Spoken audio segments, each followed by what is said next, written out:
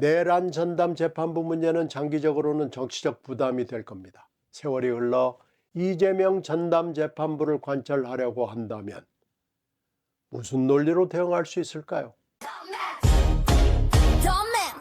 여러분 안녕하십니까? 신경민의 더 멘트. 오늘은 내란 전담 재판부 문제 얘기하지 않을 수가 없습니다. 결국 정치권에서 이 문제 마지막 단계에 들어섰습니다. 특별재판부건 전담재판부건 뭐로 부르냐, 이거 중요하지 않습니다. 법률로 만들어서 재판부를 두는 것이 우선 합법인지 둘째 필요한지 따져봐야 합니다. 지금 논의는 닥치고 가는 쪽인데 생각해 보겠습니다. 사법권 독립을 얻어내기 위해서 서양의 근대에 귀족과 서민은 왕을 상대로 오랫동안 피를 흘리며 싸웠습니다. 사법권 독립에는 많은 요소가 있죠. 그런데 누가 법관을 임명하느냐가 제일 중요했습니다. 사법권 독립을 쟁취한 뒤에 이를 구현할 사법행정에서는 법관의 인사권과 재판 배당이 중요했습니다. 풀어서 얘기하자면요, 자격이 충분한 판사가 임명되고 재판부를 구성한 뒤에는 사건을 어떤 원칙에 따라서 맡겨야 하느냐, 그게 공정 객관적이냐 하는 문제가 대두된 거죠. 그래서 무작위 배당 원칙이 생겼습니다. 쉽게 얘기하면 재수복이고 복불복입니다. 그래도 담당 판사의 불신이 생길 수 있지 않겠습니까? 그래서 회피, 기피, 재책의 원칙이 적용됐습니다. 재판 배당은 이렇게 중요한 문제이고 힘겹게 오래 싸워서 얻어낸 사법제도 중에 하나입니다. 한 요건이라도 충족되지 못하면 법원과 판사와 판결을 믿을 수 없게 되고 민주주의는 위기에 처합니다. 법관 배당에서 가장 큰 혜택을 본 사람은 현재의 대통령입니다. 23년 여름 이재명 민주당 대표의 선거법 위반 사건에서 국회가 체포동의안을 의결한 뒤 영장판사는 구속영장을 기각해 줬습니다. 1년 뒤 24년 가을 선거법 재판 2심에서 판사는 1심 유죄를 뒤집어 무죄를 선고했습니다. 두 사건 모두 무작위 배당에 따라 판사가 결정됐습니다. 만약 당시에 선입견을 가진 판사로 자규적 배당이 되고 다른 결론이 나왔다면 지난 대선과 대선 후보는 다른 방향으로 흘러갔을 겁니다. 그만큼 배당은 운명을 바꿀 만큼 중대한 문제이고 대통령은 무작위 배당에 감지덕지해야지요. 그래서 각 법원은 재판부를 구성하고 무작위 배당에서 말이 나지 않도록, 실행에서 엉클어지지 않도록 조심하고 감시합니다. 촛불 집회 사건 당시에 신영철 당시 서울중앙법원장이 사건 배당에 개입을 하고 담당 판사들에게 압력을 넣은 사실이 드러나 사법부 전체가 곤욕을 치렀습니다. 이 같은 배당에 대법원장이 개입한다는 건 생각할 수 없습니다. 법원은 민사와 형사를 구분하고 사건의 특수성, 전문성, 사회의 다양화, 다원화에 대응해서 특수한 법원과 전담재판부를 만들어 왔습니다. 행정법원이 있죠. 가정법원, 특허법원, 지식전담재판부, 영장전담판사, 이런 것들이 그런 사례입니다. 이런 예를 들어서 내란 전담 재판부를 둬야 한다는 주장은 설득력이 없습니다. 내란이 일상적으로 있는 사건 사고도 아니고요, 특수 특별 법원을 만들 만큼 특별한 이유도 없습니다. 다만 대법원은 예규로 전담 재판부를 둘 수 있습니다. 이 경우에도 무작위 배당의 원칙을 따라야 합니다. 이번에 대법원과 중앙법원의 미흡한 대응과 실책이 있다면 여러 내란 사건 배당이 이루어진 뒤 적극 대응과 필요한 적절한 조치를 취하지 못했습니다. 관련 사건들이 배당된 뒤에 예규에 따라서 전담 재판부로 지정을 하고 모든 사건 부담에서 벗어나도록 조치를 하는 게 맞았을 겁니다. 그래서 대법원장이 작년 말에 한 약속대로 똑바로 곧바로 관련 사건들이 처리되고 국민 눈높이에 맞도록 사건 진행을 했어야 합니다. 대법원이 이런 조치에 실기했습니다. 입법을 통한 내란 전담 재판부는 헌법의 여러 조항에 어긋납니다. 먼저 모든 국민은 헌법과 법률이 정한 법관에 의해서 재판을 받을 권리에 어긋납니다. 또 모든 국민이 법 앞에 평등하다는 헌법 조항에 어긋납니다. 피고인이 결정된 상황에서 재판부를 추후에 구성한다는 게 아무래도 자의적이기 때문이죠. 모두 무작위 배당의 원칙에 따르지 않고 임의로 구성된 재판부에 배당하기 때문입니다. 물론 특별재판소를 구성한 사례는 우리 역사에서 있었습니다. 해방 직후 반민특위 그리고 3.15 부정선거 관련 등입니다. 이 경우에 헌법 부칙을 통해서 근거 규정을 만들음으로써 위헌 시비를 미리 차단했습니다. 그러나 이번 경우에 헌법에 그 근거를 만들 여유와 정치적 시간이 없죠. 위헌 시비는 불가피하게 일어날 수밖에 없고 시비가 쟁점화되면 너무나 분명하고 단순한 사안이라서 헌법재판소가 다른 결론을 내기는 어렵습니다. 위헌 시비가 일어날 경우에 피고인들이 제일 먼저 혜택을 누릴 겁니다. 재판 중인 윤석열 등 피고인들은 즉각 전담재판부 구성에 대한 위헌 법률 제청을 신청할 것이고 당연히 재판은 중지됩니다. 헌법재판소로 넘어가면 결정이 날 때까지 재판이 열리지 못합니다.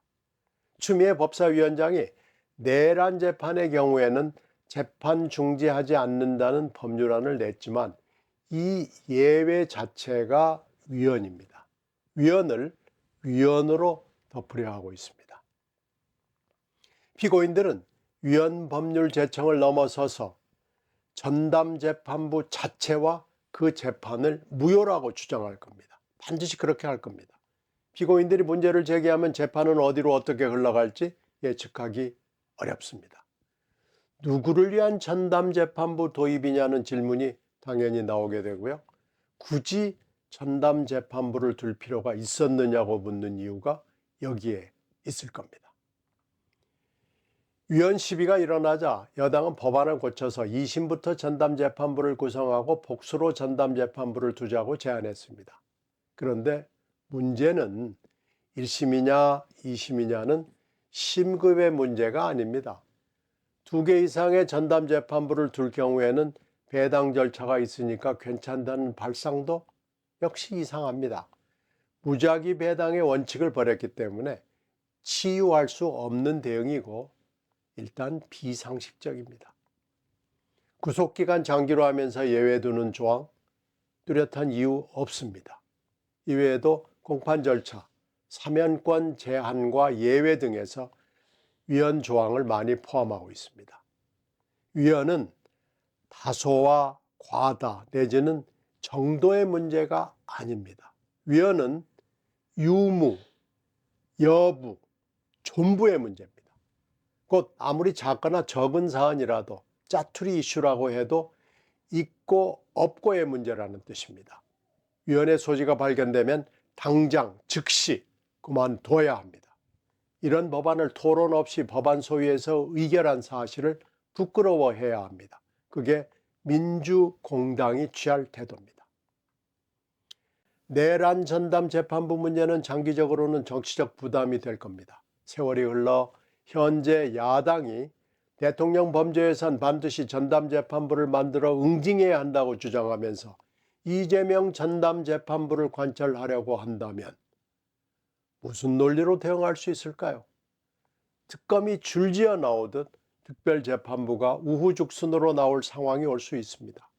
우리 사법체계는 특별히 난무하는 뒤죽박죽이 되겠죠.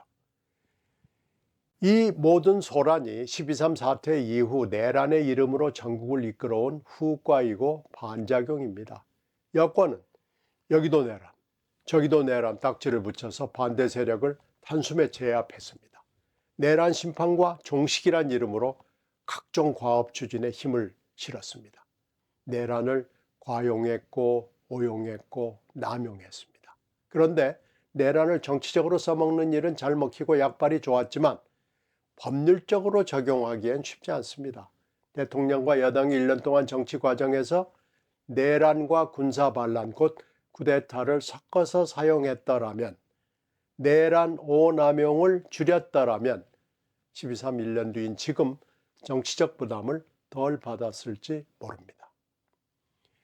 법률적으로 형법에 나오는 내란부터 보겠습니다. 내란죄의 요건이 매우 까다롭습니다. 형법상 내란죄는 영토의 전부 또는 일부에서 국가 권력을 배제하거나 국헌을 문란하게 하기 위해 폭동을 일으키는 행위입니다.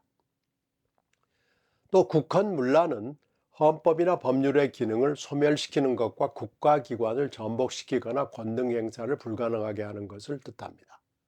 좀 어렵죠? 그런데 하여튼 이 정도 사고를 치려면 여러 지역과 기관에서 상당히 크게 상당 기간 사고를 쳐야 한다는 건 분명해 보입니다. 내란죄는 매우 무거운 범죄라서 미수죄뿐 아니라 예비 음모도 엄하게 처벌합니다. 어차피 윤석열과 그 추종자들은 재판에서 중한 형벌을 받게 될 것이고 세월이 흘러도 감옥에서 나오지 못할 겁니다. 그러나 여권 입장에서는 내란죄의 기수범이 돼야 산뜻하고 깨끗하고 정치적으로 필요할 겁니다. 그래야 앞으로 이 일당들을 꼼짝 못하게 만들 수 있겠죠. 여기에 차질이 생기면 이 일당들이 덤비고 엉기겠죠. 이 대목에서 여권은 고민이 생겼고 급기야 전담재판부 이슈를 들고 나왔습니다. 여권은 입만 열면 내란을 종식시키겠다고 말해왔고 지금 내란 전담재판부 입법 절차의 명분도 내란 종식입니다. 정치권이 해야 할 일은 내란 재판이 정치와 여론으로부터 압력을 받지 않도록 도와주는 게 첩경입니다. 법원이 똑바로 곧바로 진행하도록 지켜보면서 미흡하거나 잘못할 경우 지적한다면 법원도 받아들일 겁니다. 내란 전담부 입법 설치는 정치가 사법에 개입하는 대표적 사례입니다. 사법부를 정치에 예속시키는 결과로 이어질 겁니다. 결국 민주주의가 위태롭습니다. 하루만 보고 가는 건 정치가 아닙니다. 몇 달 뒤, 몇 년 뒤를 보는 건 기본이고 자신과 나라의 미래를 생각해야 합니다. 최근 우리에게 길게 보는 정치를 찾아보기 어렵고 위헌이라고 지적하면 다른 위헌으로 덮어버리려고 합니다. 하루살이도 아닌데 하루 앞만 보다가 막히면 다시 다음 날만 보면서 살아가고 있습니다. 입으로는 말로는 내란 종식해야 한다고 하면서 위헌이 일상화되고 행세하는 지경에 이르렀습니다. 정치가 내란에 발목 잡혀 더 꼬이게 되고 내란 종식과는 반대로 가고 있습니다. 정치권이 속내에서 정말로 원하는 것은 도대체 뭡니까? 여기까지 말씀드리겠습니다. 고맙습니다.